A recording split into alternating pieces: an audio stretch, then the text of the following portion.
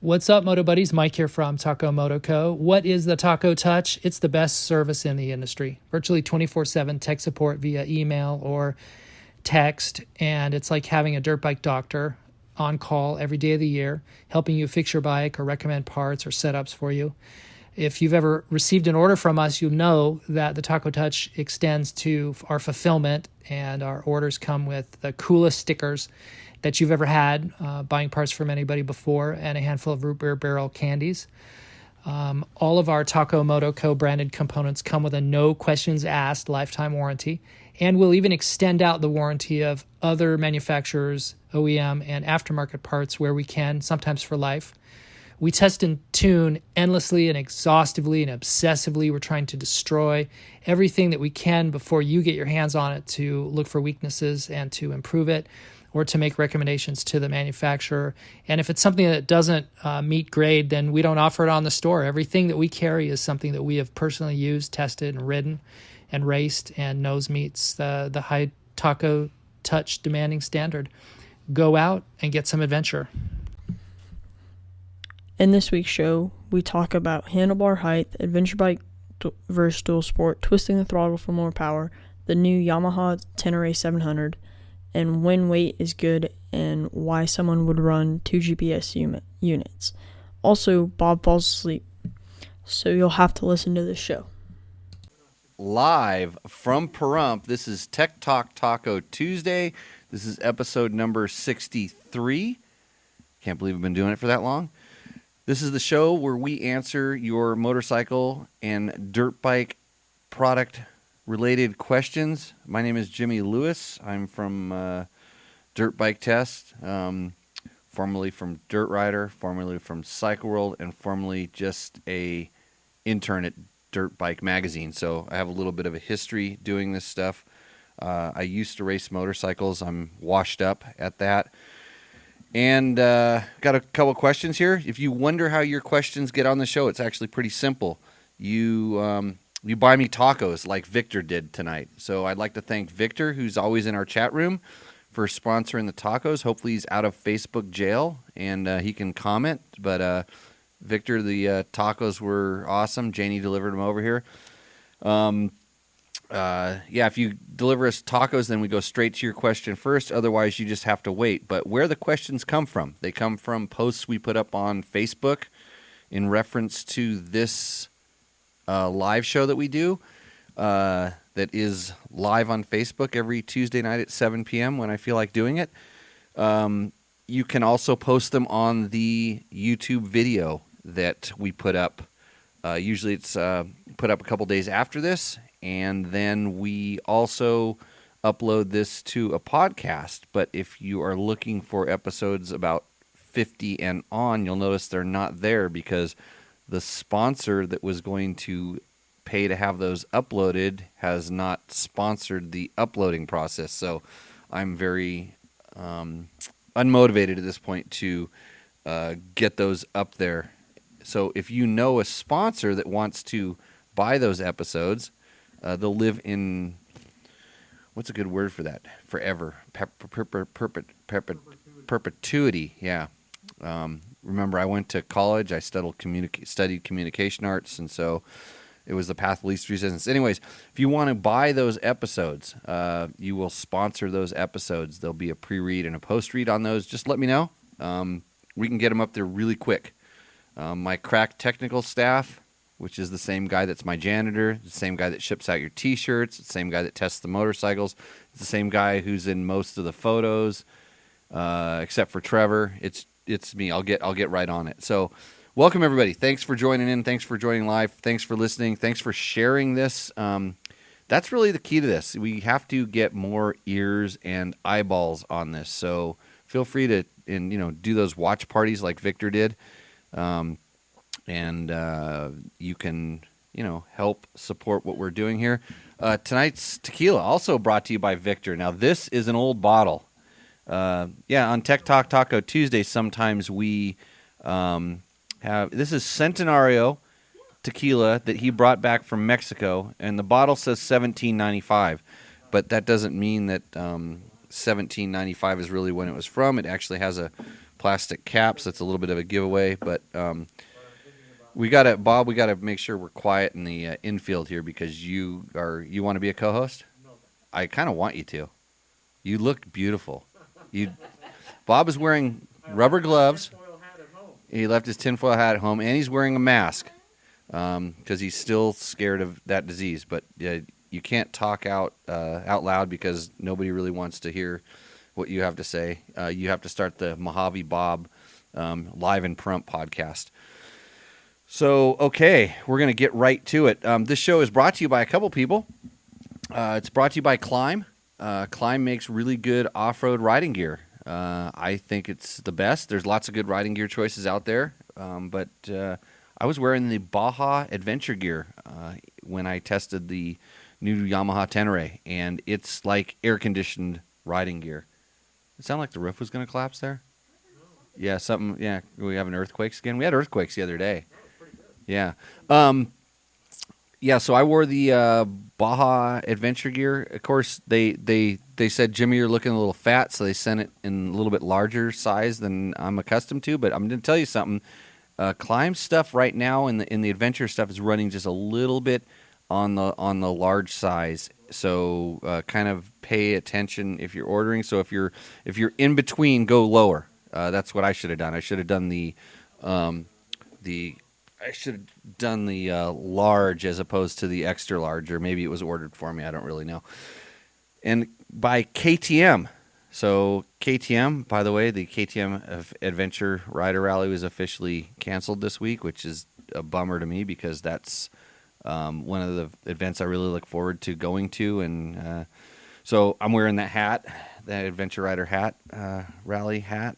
And but KTM is powered by a distinct ready-to-race mentality. KTM is the world's leading high-performance street and off-road sport motorcycle manufacturer, with North American headquarters based in Murrieta, California.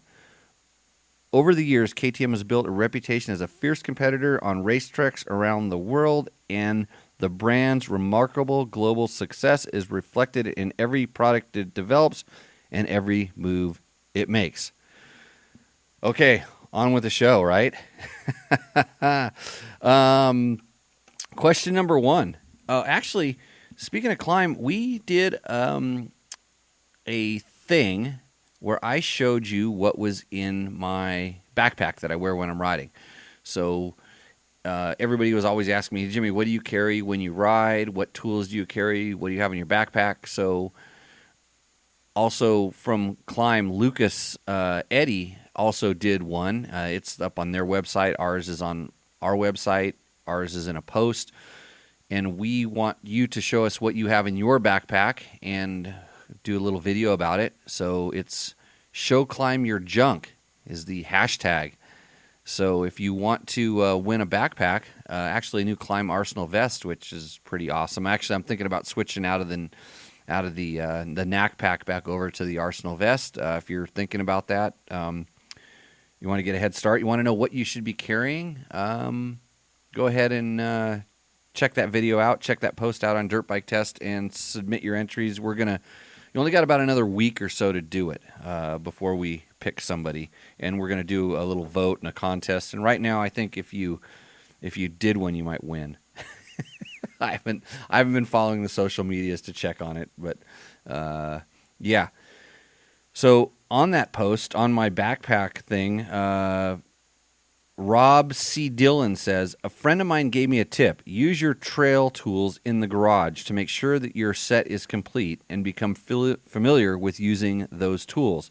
This has saved me by making sure when I fit accessories, I also end up with whatever odd-sized Torx bit they use in my beloved Motion Pro trail tool pouch. So, yeah, Rob, that's a great idea. I do that on occasion. I will, especially if I'm planning on going on a longer ride on a bike I'm not familiar with, I try to work on it out of my pack. And that, yeah, for the same reason. And, yeah, odd-sized Torx bits. Yeah, I love that. Actually, the good thing about the Torx bits is you can kind of carry like 3 or 4 of them that slide into an adapter and get away with that.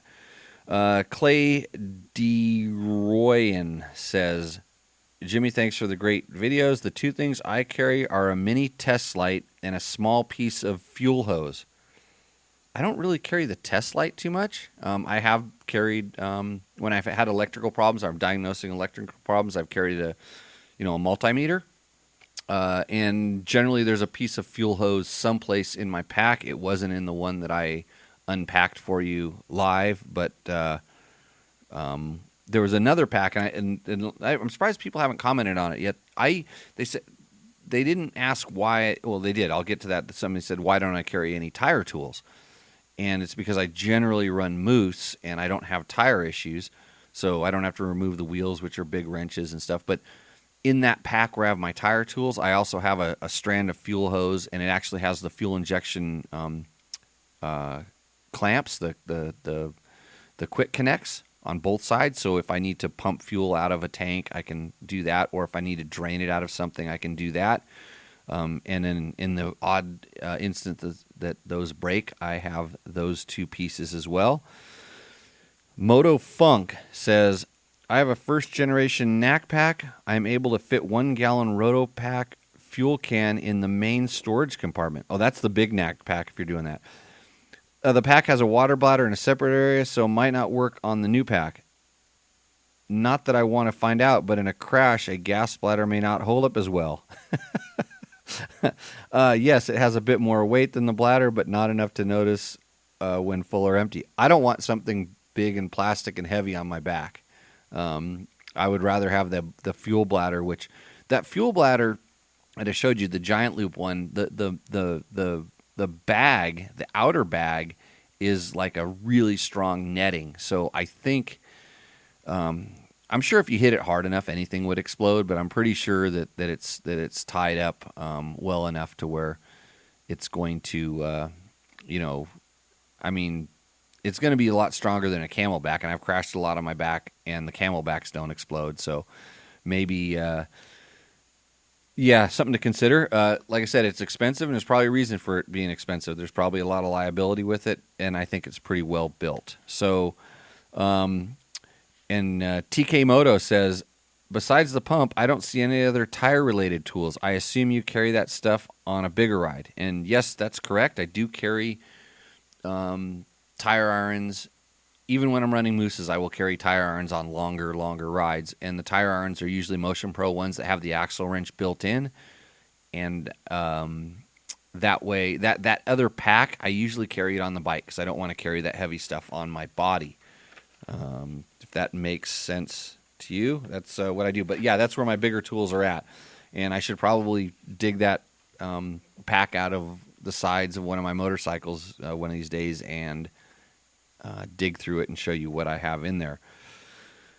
Next question. Let's see. Rich B says, Rich B sent two questions. I have been considering changing the exhaust on my stock CRF 250X in search of more power and throttle response. But I went trail riding with it last weekend, and I worked on turning the throttle farther and holding it on longer. After a while, I was amazed at how well the bike performed. At times, it pulled away from bikes with larger motors. It works so well that I'm reluctant to change it. Advice well taken. Yeah. Did everybody hear that? Nobody heard that. I guarantee you that just went in one ear and out the other, and everybody's like, so what exhaust should he get? I don't have an exhaust sponsor, so I'm not going to answer that question. Yeah, it's amazing how that twisting the throttle works. It actually kind of does work.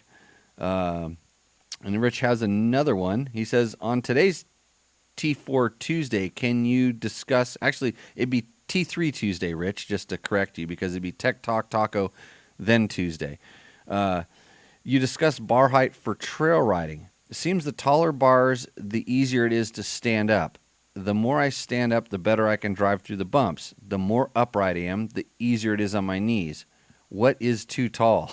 Hold on, let me put on my riding coach hat here. Where's my Jimmy Lewis off-road training hat? I'll just go put that on. There is a point where you start raising up bars and it has you leaning back, not forward. So you think about when you're riding, and you can watch any kind of good rider and they will be leaning forward.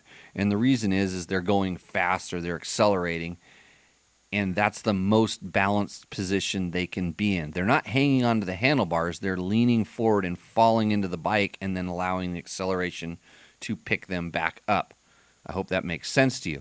So when you start getting taller and taller bars, and I jokingly have a saying, there's something going around called everybody's drinking this adventure rider Kool-Aid, where a lot of the adventure bikes did come with lower bars that were more set up for a seated position. And then you go to stand up and you start thinking that your bars are low. Well, they're also pretty far in front of you from a standing perspective, so they seemed low. But if you're riding more aggressively, and you're not worried, you're not worried about.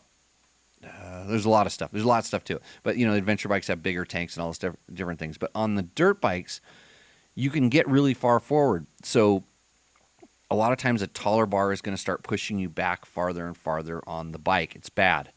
So don't get carried away with going taller. I don't think it necessarily makes it easier for you to stand up, because if you're using the handlebar to pull yourself up, you're doing it wrong. You should be standing up using your legs, not pulling or pushing on the handlebar. So don't take that into consideration. And then when you bend, most novice riders tend to bend at the knees, not at the hips.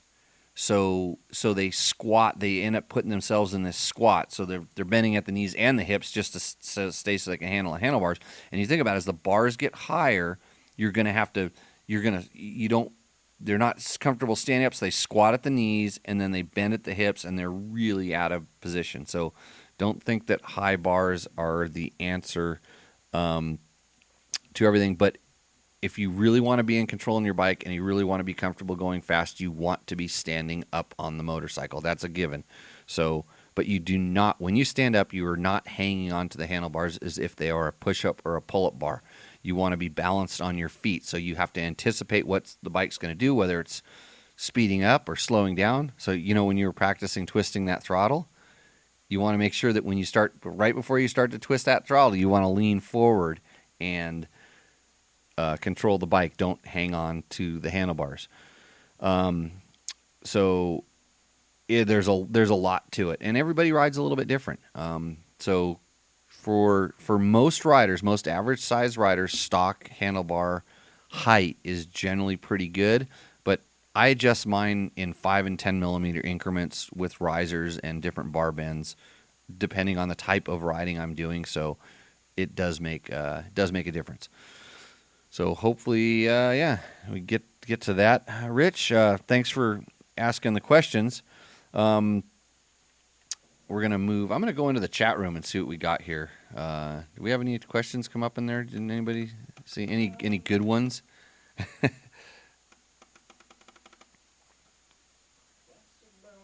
talking about carrying beer and tequila in your pack. That's not a good idea. Carrying beer and tequila in the packs, not a good idea. Well, Mark Daniel says if you aren't moving, you're camping and you should be comfortable. Yeah. Are we having technical issues? I don't think we're having technical issues. So maybe you're having technical issues. We have perfect internets out here at least 70% of the time. So I'll keep going back into the questions. On our KTM 390 video, Arnaud Wasineni says, great review. Let's hope Kawasaki will launch the new Versys 400 soon. Don't know anything about it. I actually need to go ride a Versys 300. I have not rode that motorcycle, and a lot of people are comparing it to the KTM. I know they sure look like the designer was from the same area code, but probably not. Danny B 1954. He's going to give me his specs. 176 kilograms, 387 pounds. That is more than a Suzuki DR650, which is 166 kilograms and 366 pounds. The DR is often considered a bit heavy for dirt. The Royal Enfield is another 400cc bike from India. It weighs 194 kilograms or 426 pounds. Are they using lead for the frames in India? I don't think the KTM frame is made of lead. I have no experience with the Royal Enfield. And the Suzuki is made in Japan, as far as I know. And so it's 20 pounds lighter than the KTM, but it's not really. It's kind of, it does a dual sport bike, and when you kind of move over into the adventure thing, they do gain some weight. I don't think they're using lead for the frames, but I know they're making them heavy. They're making a lot of stuff heavy on those bikes. They're I'd have to say that it's just a lot less expensive to manufacture the parts with less concern for weight. When you start getting light, and you can ask anybody that races things at high levels, bicycles, Formula One cars, things like that,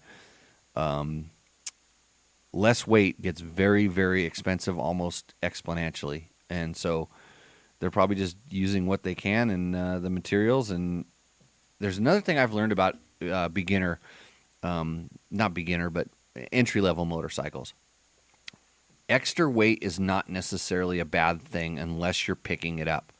That weight adds a certain amount of stability, and it gives the bike a more planted feel, and it makes, and then when the rider is kind of not so comfortable, they're jerky and they're moving around, it takes more effort on the rider's part to knock the motorcycle like out of line. So in that market, weight isn't as bad as you would think once you're riding or when you're not picking it up. Now, when you're looking at a spec sheet and when you're thinking about performance and when you're asking questions on this show, yeah, weight is a bad thing then. But for just riding it, and that's why I always talk about what the bike feels like in relation to what the scale says. So, yeah, big difference sometimes. Google Limp says, "Wow, sorry, but that was just so boring. I have quite watched because you're kind of boring." I quite watching. He quite watched. You quite should have watched it more attentionally, allegedly, because Google Limp. I'm sorry I wasted your time. I'm kind of boring. I think so too sometimes. On the Tour of Idaho, what brand is the headlight shroud on the bike you rode on the Tour of Idaho, please? Lee. That is a Baja Design Squadron Pro inside of a stock KTM headlight shell. It's a really good light setup. Like really, really, really good. David H., great video, great adventure. Why do you have 2 trail techs on your bike in the Tour of Idaho? Oh, man, that's probably the most asked question I get on that video. Because I have 2 eyes, and I wanted to look at each screen with one eye individually, like kind of like glasses, sort of. Does that make sense? No? Because a couple of reasons. I ran the maps, and they're not really maps, they're just track logs, in 2 different zoom levels. So one was zoomed in close, and one was zoomed out far away, so I could kind of see where I was going. One I paid attention to as I got closer to things. One was giving me more of a global perspective. And on those Voyagers, they're standard Voyagers, not the Voyager Pros, you don't have any maps inside of them. So you have to kind of look at that line and say, okay, that's 1.5 miles before it turns, and you can look ahead of you and say, that's 1.5 miles, and oh, look, that canyon kind of ends there, and I can go that direction. And when you're looking at the one that's like set to, 300, 400 feet, 250 feet, that's the one you look at to identify exactly where the turn is. It was also done for redundancy in case one had a problem, for instance. So that's it's just, and they don't take up any extra space on the bar, and it all works.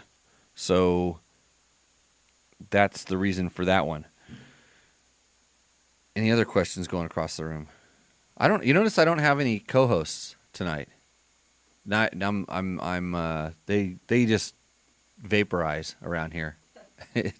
I'm not really sure. I'm done herding cats. That's That's my thing. Got one out of the room. Yeah. Eric Hall says, any quick thoughts on the T700 and UAT would be nice. I have not ridden the new Africa Twin. We have one in dirt bike tests possession, so I don't know anything about that other than what I've been told, and I refrain from commenting until I actually ride it. So if you want to know about the T7, quick thoughts, just watch the video we put up. Go to dirtbiketest.com. It's the main image on the header, or if you're listening to this later, just search dirtbiketest.com, Tenere 700, and you can see that video, and that's what I really think. But I was going to answer more specific questions after you've watched that, because there's a reason why I put those videos and stuff up, so I don't have to say it over and over again. I think that's a good reason, isn't it? That's why I put on that one. Ask me what you really think, because I already said it. On the KTM 300 video, David Jones says, really appreciate this review. 100% comprehensive and zero fluff. I find that some reviews are tailored toward the quirks and specifics of the individual test rider, which can be misleading and a huge disservice to the manufacturer. Oh, I tend to agree. If reviews are based solely on the submodel, the platform, and the intent of the manufacturer, it lends to credibility to the overall review. I'd have to read that sentence a couple more times to get it. And please, people are going to hate me for this. That's what he said.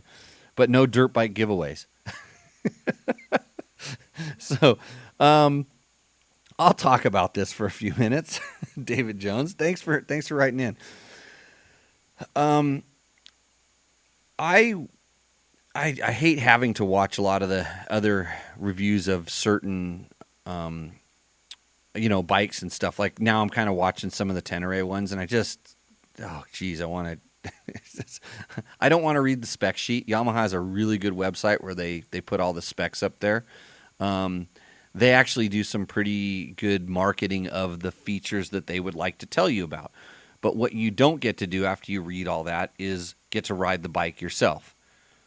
I'm lucky because as an invited journalist in the media, I get to go ride that bike. My job is to tell you how that bike works. And a lot of these guys, there's two fields here. There's guys that really don't have any feel for the bike, or they don't even know exactly what they're riding, or they don't know what it's for. And they hop on it and they go ride it, and then they start regurgitating the spec sheet, or they regurgitate the information that's provided in the press kit. I tend not to do that. If there's something that's interesting, innovative, new, different, I want to talk about it, and I want to discuss how it works, compare it to other things that are like that.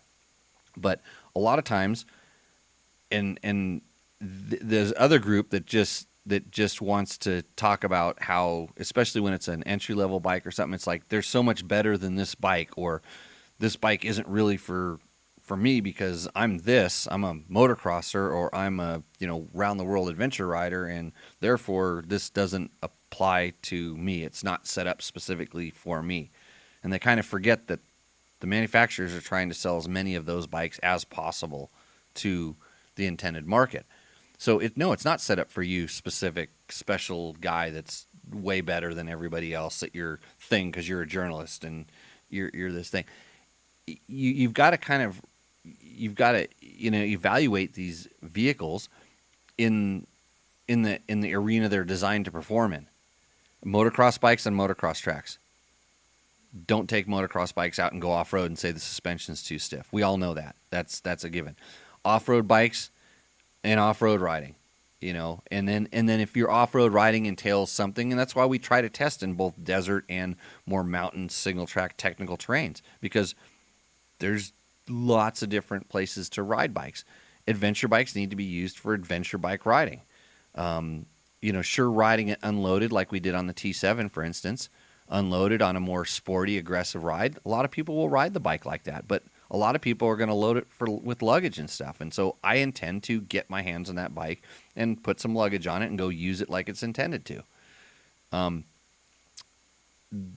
It's kind of difficult when I watched little reviews and things like that where you just go, this guy doesn't know what he's talking about. And He's just going through the motions. He went to an intro and he has to regurgitate some stuff, some things.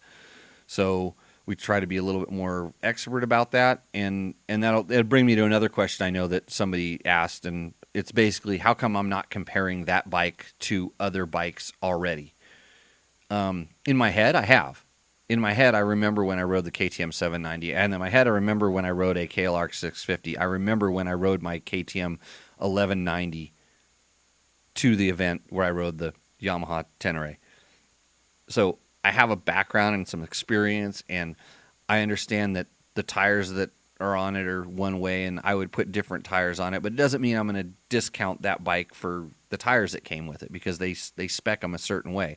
But we are dirt bike tests, so we like to put, more knobby tires on things. That's just what we do when we get something that is set up a certain way. So, if dirt bike giveaways, anybody, I should wave a $5 bill around and say, you can win. I don't have anything for you to win. There's a taco. You can win a taco if you can get down here. You can win the taco that's left over. Thanks, Victor. You're sponsoring the new taco giveaway at Tech Talk Taco Tuesday. On our KTM 350, Duncan Forever says, most buyers will skip right past the 350 on their way to the 500, which is too bad. The 350 is a far better dirt bike. Again, it depends. It really, really depends on what you are looking for. It depends on where you're riding, what you're going to do with it. I always say that the go-to between those two bikes is, if you like to rev a bike, you will like the 350 more than you like the 500. If you like to torque and chug, you will like the 500 more than the 350, unless you're getting really old and you have COVID, maybe because you're wearing a mask here. And you're like Bob, who's asleep. I put him to sleep, didn't I? Right on. Tech Talk Taco Tuesday wins. I was picking on you, Bob. You're going to have to watch the show now. Yeah. So, but Bob actually went and bought a KTM 350 over the 500 because why did you do that? He's trying to wake up to figure that out now. I have figured it out. So, yeah, lots of that's good that there's options, but and here goes right back to that other thing when we're talking about journalists. How come you guys go to these intros and all you ever say is like good stuff about the bikes? Because the bikes are really good. Most of the stuff that we ride is actually really, really good. When I find something to complain about, and on the T7, the Tenere 700, I complain about the foot pegs because they stuck out like a sore thumb to me because everything else in the bike was so good that I could pick on the foot pegs. I don't like the stock seat. It's too low. I like the taller one. What else did I like about that bike? I would like different tires, but those tires, like we talked about in the video, if nothing's going wrong, they're just fine. I think that a different tire might have a little bit better bump compliance, but I know they were durable because we rode on a lot of rocks and there were no flat tires in the whole group. So that's a good thing. But these days the bikes are just really good. So you kind of have to pick, you really have to pick apart stuff. I mean, if there's anything else I can complain about, I feel like that maybe the ABS is not as top flight as some of the other ABS systems. But when I ride off-road, I don't run ABS, so it didn't really affect me. Same thing with the seat. If I was riding off-road, I'd be standing up, so that low seat wouldn't really bother me too much because I never sit down. The foot pegs, yes, they bother me. The whole time I was riding, I was worried about my feet sliding off the foot pegs. And I took the rubber little dealy bobs out. I literally, right when we left, I took those suckers out because the bike doesn't vibrate, so it's not an issue. Maybe I could do a little bit of stuff with the suspension. It feels like it needs some on the front end. I don't want to say stiffer springs. I would say a little more mid-speed damping, but that's getting really picky, and most people would probably never notice that.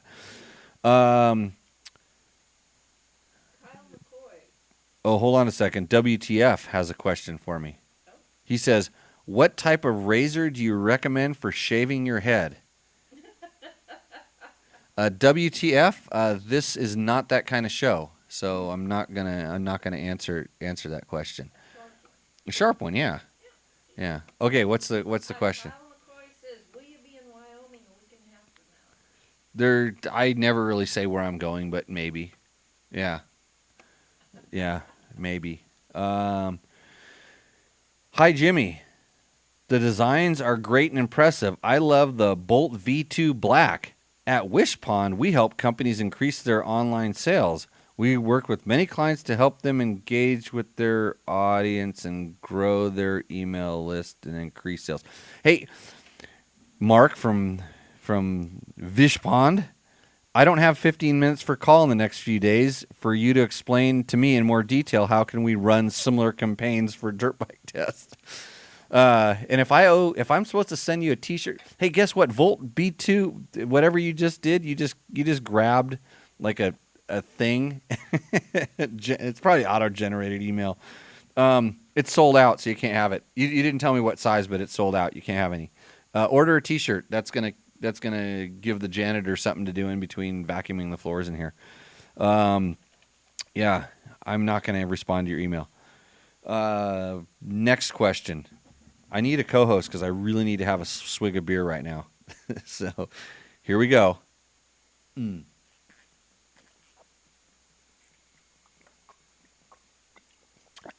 That was tasty. Jimmy, thanks for addressing my questions. Oh, so this is Todd from last week. He said, I agree that the issue could be fuel related, except for one observation. So, Todd was the one that got us starting on the bike towing question last week because he told us about all the stuff that he carried to address fuel problems, and then he thought he had a fuel problem, and then they towed his bike back in.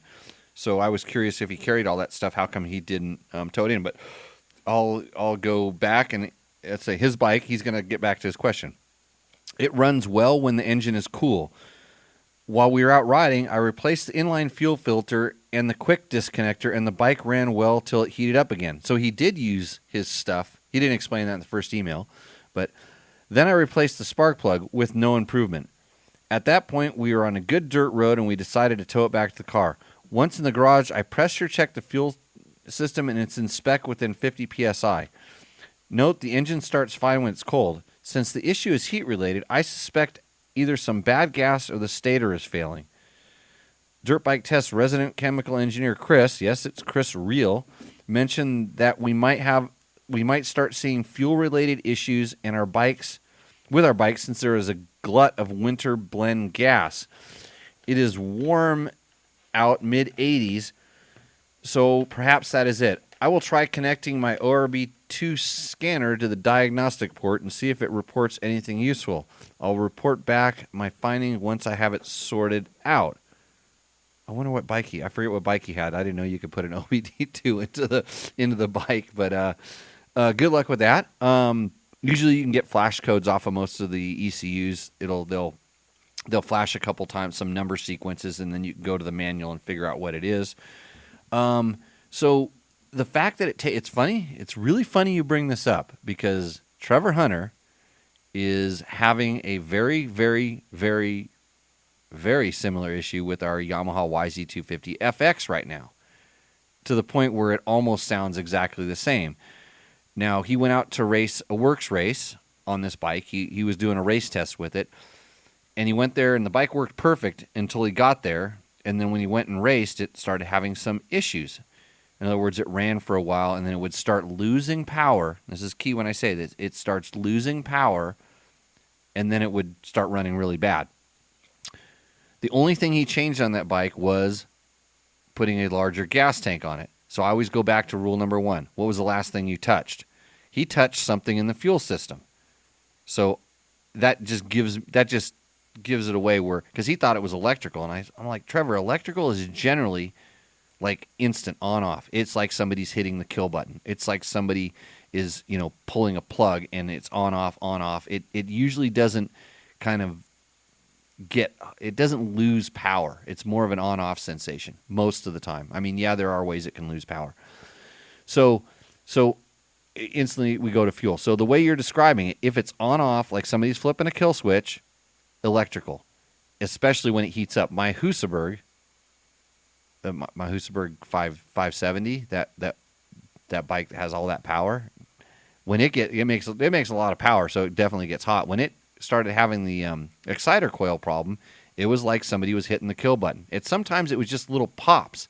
It was running, it was just like little tiny pops. And that seemed like a little bit of loss of power. But as it got worse, it was like somebody would hold the kill button for half a second, and that was bad. And then the bike, the hotter it got, the more it happened. You let it cool down and run just fine. So, and it took a long time for it to actually get what I would call catastrophic, but it always made it back to the truck. So if you have fuel pressure, sometimes when it's cold, like if your fuel filters are plugging, sometimes the suction, it requires that suction to kind of finally really plug it up. And then when that suction goes away, some of that debris can fall away from the filter and allow it to flow again until it starts plugging again. That could be one thing. The fuel that Chris talked about, the boiling fuel, it's pretty easy to see most of the time. And you can hear it too. Yeah, it does make noise. I've actually had it to where you can't hear it. And a lot of times when your cap's on, your cap is on, and especially on some emissions compliance bikes, they don't breathe very well. So you open the cap up, then it starts boiling. You release the pressure. Yeah, so it could be the fuel, but I'd love to have you get back to me on that. Todd, thanks a lot for bringing that question back up. We also you made an interesting thing. We used your symbol T and then a algebraic acronym. You had the T T asterisk T asterisk T asterisk T asterisk equals T and the little up symbol and 4. It's some sort of he asks if Logan has taken algebra. Well, Logan's not here to ask because Logan probably got lost on the way here, or maybe he's just lost in life. Same thing. And I don't remember any of that stuff from school. Are you a school teacher? So, okay. Hey, thanks for that. We made a joke with your T4, and actually it confused more people than just me. So that's pretty good. Karen Head says, any chance on getting a hold of a 2020 AJP PR7 and really testing it off-road?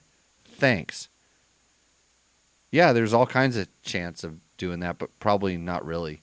I rode AJPs a couple years ago. Their importer was at an event I was at, and I rode some of the bikes, and then I rode a customer's bike, actually PR7 I rode, and it's like I don't have enough time and budget and staff, and it's hard to keep the carpets clean when there's a lot of motorcycles to ride. So that one, I'm going to start scrolling through the questions here. 75 horsepower. Somebody's asking about. I thought it was 70 horsepower. By the way, going back to the bar height subject, Cody asks, do you prefer the sub mount over the bar mount for the Scott stabilizer? KTM stock bars feel a little low to me when standing. So Cody, it all depends on the height you need. I like the compactness when it works of the underbar, the sub mount, but and it depends. I run flex bars, so I have to get a different crossbar when I run the top bar mount. So it just really depends on your setup. I think, as long as the steering stabilizer is on there, you're good. It's just a matter of fitting it all into what you're going to do and all the other stuff you're going to attach to the handlebars in that area. A lot of times, with the bars change, and then I've seen guys run bar heights up tall enough to where they have to get different brake cables and things. So it's just all how it works for your setup. Let's see. Next is more heat-related 75 horsepower bikes. I don't know that Was Todd the one that was wanting 70 horsepower? I'm not sure. I don't think it was. I think Todd was he just had a fuel delivery issues. Let's see. Cameron Coatney wants to know, is the mapping different on the T7 in a way that we got a bit more horsepower over here in the States? So is the T7 motor zippy enough to easily pull second or third gear wheelie on the street? Thanks. If it can do that, I'll be happy with the horsepower. T7 is the Yamaha Tenere 700, and it is the same motor that's in the Yamaha Naked bike. And I didn't try to pull a second or third gear wheelie on the street, but I did do it on the dirt quite a bit. But it wasn't by just doing a roll-on. So that's why I need to get the bike more. I did plenty of wheelies for photos, and I had no problem bringing that front end up. And I don't remember what gear it was in because it was in the right gear. It was in absolutely the right gear to make the wheel come up when I wanted it to. So it'll bring the wheel up. Isn't it illegal to pull a second or third gear wheelie on the street? Yeah? Yeah. It's why I did it off-road, by the way, Cameron. Hey, thanks for asking that question. One cool thing I heard in a video, Eric Hall says, was some 450s are 2,000 more and they can't go on the freeway. I think you can take a 450 on the freeway. I ride my 500 on the freeway. I ride my 350 on the freeway. I don't like to, but they can go on the freeway. So Eric Hall runs a site called XLADV, so he's biased, right? Is he picking on the small single-cylinder bikes, I'm thinking? XL80? I rode a YSR 50 on the freeway once. Yamaha, remember those little two-stroke things? Yeah, I made a pipe for it. It went over 70 miles an hour. And then it seized on the 118 freeway in someplace in Granada Hills or something like that. Yeah. Yeah, it was singing. Air cooled 50cc two-stroke going 70 miles an hour is a big problem. Let's see. Eric Hall saw another Mags video. Oh, so that's where you got that information, the T700. I wasn't that impressed with their depth of coverage. What did you expect? Which one was it? Let's name some names around here. It's probably from a former publishing company I used to work for. Because, yeah, looking forward to yours. It's easy. Mine's available right now on the internet for free. And trust me, you're going to get what you pay for, especially with the sound quality, which we are working on, by the way. But all you sound quality Nazis that are trying to get all over me, the ones you're comparing it to are street bike guys that are wearing very enclosed helmets, and I'm wearing a more adventure and or dirt bike helmet that has a lot more wind coming in. Hence our noise. Yeah, I have that little fuzzy thing I have on the mic inside of my helmet is so bad it goes inside of my mouth. So just give me a break. We'll try to work on it. Google Limp needs some Cialis, is what Victor says. Yeah. Yeah. Thanks, Mark, for putting that view up. Where's George? Actually, you know where George is? We even lost George. Oh, he just said He's here. He's in the post. He's in the audience because he and Carrie rode their 150 Vespas. Oh, he's doing that again. Went out to Seattle and back. Yeah. Yeah. Wi-Fi coming home. Yeah. George is into Vespas, which we won't. Yeah, I mean, George is riding a Vespa on there. Why does he need a T7 or a KTM 790? George, you should have just left at my house if you're going to ride all the way up to Seattle on that Vespa. Yeah, you should have. No, they actually go down the road just fine, like those scooters. What size are they now? 150, the 150 four-stroke. They're fine. If you just go slow, you don't get any tickets. No second and third gear wheelies on the street. You just have to be able to you have to be confident in yourself in order to ride a Vespa on the street, and you know like that. George has a video someplace where he blows a Harley guy off out of the line on it, and it's not it. I don't think the Harley guy liked it, and it wasn't. All he did was did what I told him to, just roll the throttle on. Yeah, it has CVT transmission, and there's nothing to it. Where the Harley guy actually had to operate the clutch. He probably misshifted halfway through the intersection, bounced off the rev limiter at 4,500 RPM. Oh, sorry, Janie, I'm beating on Harleys right now. Open exhaust, yeah. Let's see. Yeah, Bob, there's finally a blue adventure bike for you, so now you can get all Yamaha happy on the adventure scene. But they had the Super Tenere for a long time, the 1200. It was that one always to me was way more street biased, like a lot of adventure bikes are. It just had and for that it was a good bike. It had a crazy good motor in it. I remember that. Well, Yamaha's always had good motors, and now Yamaha has really good suspension. So people want me to compare the Tenere to the 790 right away. Yeah, but I have to put more time on it, so I really know. And I don't have a 790. I have to steal George's. So since KTM sponsors me, you think they'd really want me to have a 790? You think on this show, but I don't have one. I don't have any KTM bikes that aren't personally owned by me currently. Oh wait, no, I have the 390. The 390's in the garage. And speaking of the KTM 390, which we get a lot of questions about, if you can make me foot pegs for the 390 that are level, I need those.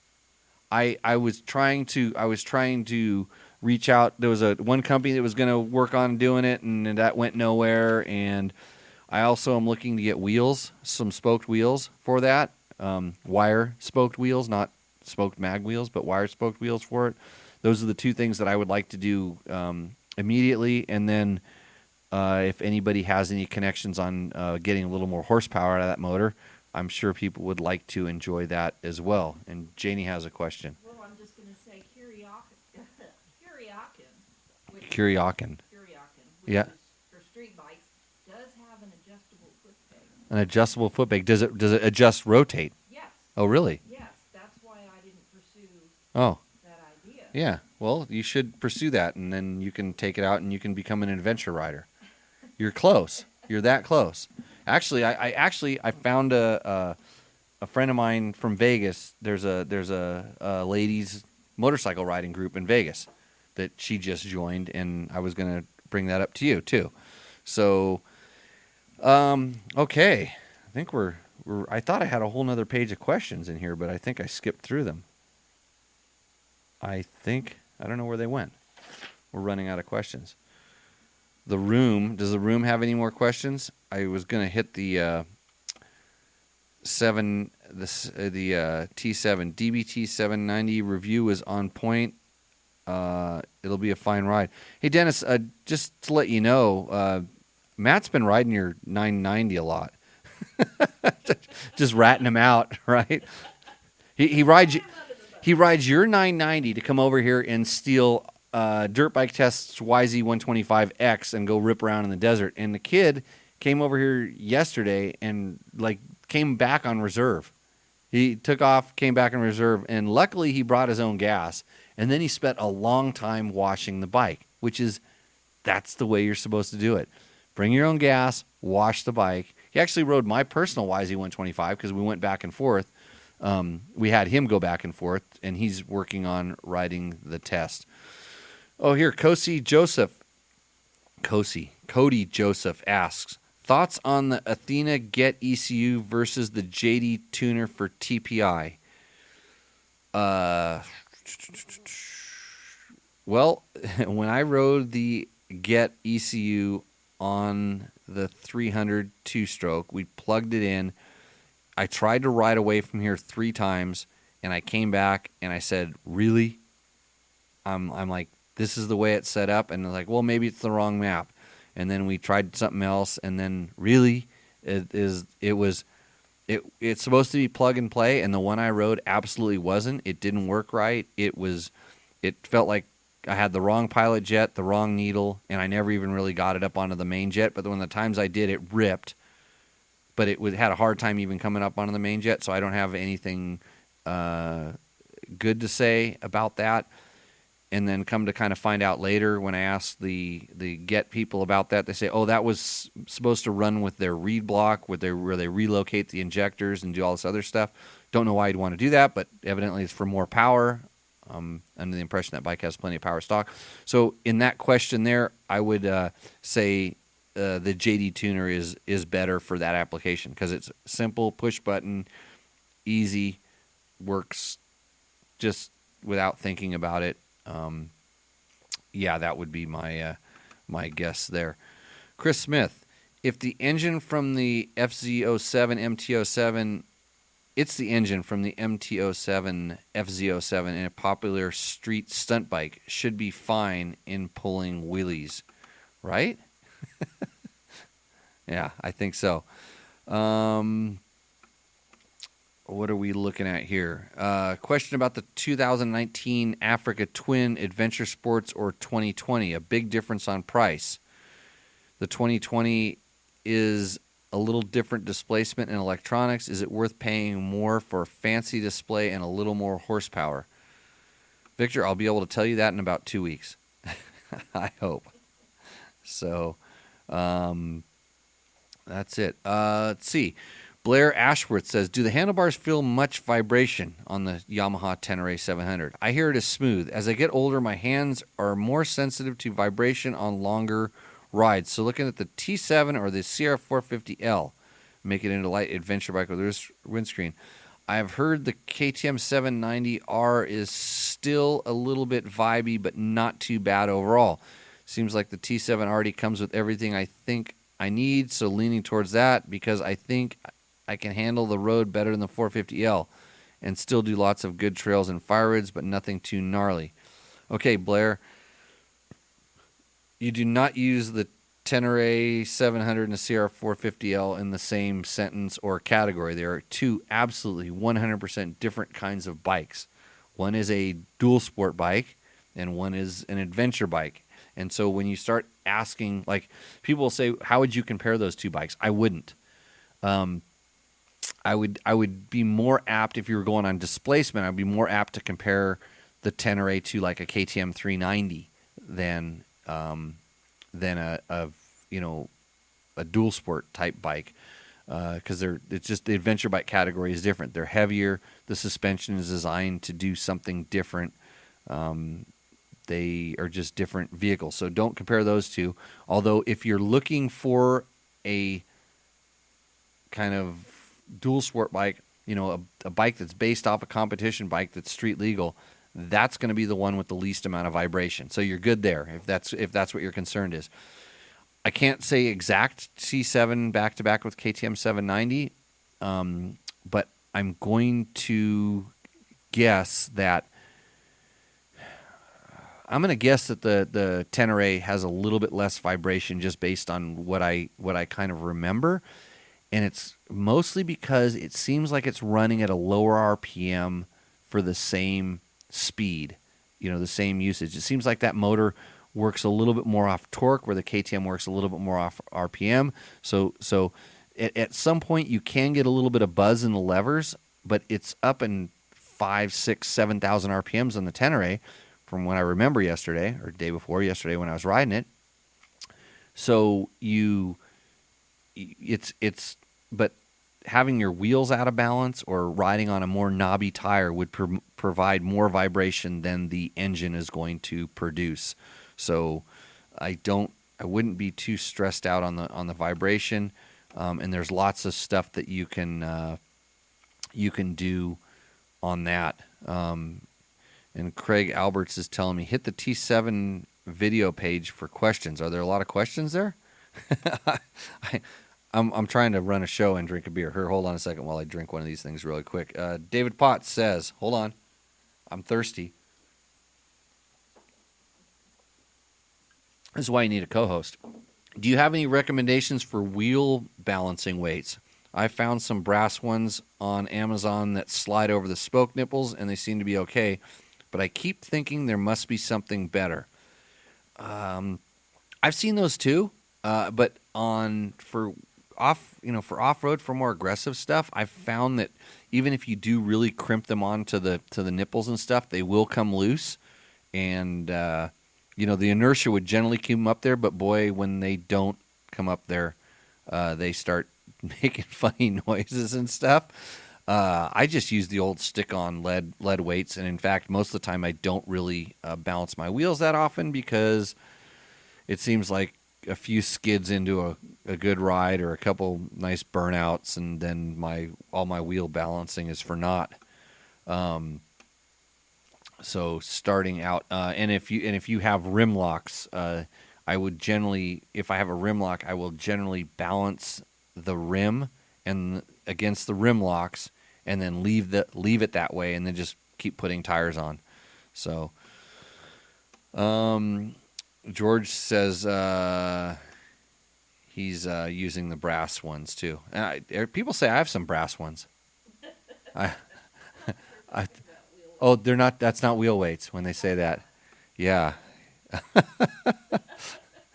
Let's see. Could the T7 be turned into a large dual sport rig? Dennis, did you just cross the border? It's funny because you see all those videos that you see the videos where I'm riding and talking, and I do a lot of talking when I'm riding into that microphone, and you only get to see a portion of it. But one of the bikes I actually compared that bike to was the Kawasaki KLR 650. And the reason was because the KLR 650 is gone.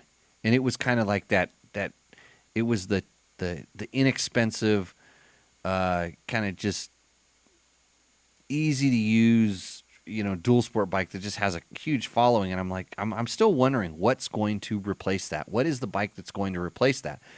And since Yamaha's kind of got on this little simplicity kick with this, and there was not a lot of electronics. I mean, mind you, there's still electronics on there, about as much as any other bike. But there's just not a lot of buttons where you can adjust them. So in that sense, there's less wires. There's cables going to the butterfly valves on the carburetor. So it's, in that essence, a little bit more simplistic.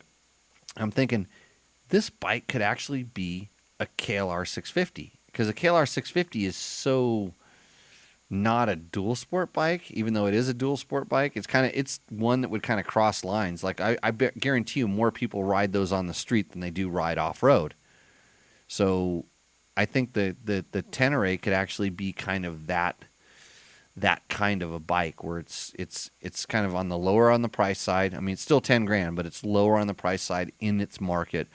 It's a 700, which is really close to 650. It's only 50 cc's. It does have an extra cylinder and stuff. Yamaha has, in my experience, has always been excellent on durability, and I know this back from when I had a TT 600 that I put, I don't know how many miles on, but a lot of them. And we're talking, 70, 80,000 miles on that bike. And I never had to do anything to it. All we did was run it. And the same thing happens with most of the competition bikes and stuff. So I think as easy as anything else, it could be turned into a large dual sport rig. Just like a KTM 790 could be turned into a large dual sport rig. I think they're all kind of... at that point, you're asking you to do something that's really not super designed for, but yeah. It's still 450 pounds, and I don't want to dual sport in something that's 450 pounds. I want to adventure ride. Let's see. The brass weights have set screws, so they stay on. Okay, the ones that I had, George, you crimped onto you smashed them onto the spokes, so those are different ones. Cody Joseph, thanks for the good info. JD Tuner is much cheaper too. The traction control just sounds interesting on the Get, but I'll just keep working on my clutch control for that. Speaking of that, the electronic traction control, because this is something I've had an issue with on some of those as well. After a half throttle, well, it depends. It's an adjustable thing, but all of the Get ECUs that I've ridden, the traction control stops after 50% throttle. And sometimes I want to go, if I'm going to trust traction control, I want it to be up at 60 and 70, 80% throttle too. I want it to be on or off. I don't want the bike to decide when I turn my wrist too far and say, okay, now I'm going to give you all the beans. So that can be an issue. But the Get is super tunable. I'd love to be able to tune it and learn what I can do with it. It's just complex and time consuming and all kinds of stuff like that. And Mark Daniel says the Yamaha valves last forever. Well, that's a false statement. Nothing lasts forever, especially my beers when I'm on the show, which running on low tide. No, I don't have time to drink them. I got to keep talking, or the dead air is not. This does not make good for good radio. So with that, I think we're gonna wrap up, unless somebody wants to spit out the last minute question. 53 people. Wow, we're doing pretty good here. That's not bad for a Tuesday night. Thank you, everybody, for joining. Thank you, Victor, for sponsoring tacos. Let's see. I started with being the KTM rally being canceled. I got an email that Rottweiler may still be going in hopes that people who had planned to go would still show up in McCall and Idaho on the dates and ride. Yeah. I don't know about that. I haven't seen that press release yet. So I don't know what I'm going to be doing. All my events this summer are canceled, so maybe I'm just going to buy a boat. I don't know. I'm going riding. Evidently I'm going to be in Wyoming or something like that. So with that, everybody, hey, thanks for joining in. Thanks for helping with the conversation. Again, always check out our site, www.dirtbiketest.com. Share that. We need to grow our numbers so we can get some advertising, and then I can actually hire a janitor, and then I can actually write more stories, or I could stand around and whip Trevor into writing more stories. That's the stuff that's going on. Oh, wait. I got one question. Setting the sag on a YZ85 for my son. Do I start with 100 millimeters or like a full-size bike? I don't know, Eric. I'd have to refer to the manual on that one. But I suspect it's a little bit less. I'm just guessing that it's a little bit less. So, yeah, Craig, I know where Randall, Washington is. I'm actually trying to open up a riding school up there with Paul Neff. So when is your riding school back open? My riding school will open up, at least down here, in October, because it's too hot to do any sort of training down here at the moment. Learning stops at about 90 degrees. So thanks to KTM, powered by a distinct ready-to-race mentality, KTM is the world's leading high-performance street and off-road motorcycle manufacturer with North American headquarters based in Murrieta, California. Over the years, KTM has built a reputation as a fierce competitor on racetracks around the world, and the brand's remarkable global success is reflected in every product it develops and every move it makes. And I can say Murrieta better than Logan, and he's going to have to come in here and prove that to me. So with that, guys, we are going to say... and Logan actually just replied on the post. Yeah, Logan, we think it's an 85. What? Okay. Everybody, thanks for joining in. Cheers. What's up, Moto Buddies? Mike here from Taco Moto Co. Who are we? We make and sell the ultimate products to perfect out your Austrian dual sport motorcycle, a KTM EXC, EXCF, XCFW, Husqvarna FE, and FES. And soon we'll be developing some products and components for the Honda CRF 450L, RL, and X bikes. We build out bikes for our clients and friends, from Sunday Trail specials all the way up to fully equipped global slayers like what RTW Paul is riding on as he travels around the world on an EXC 500.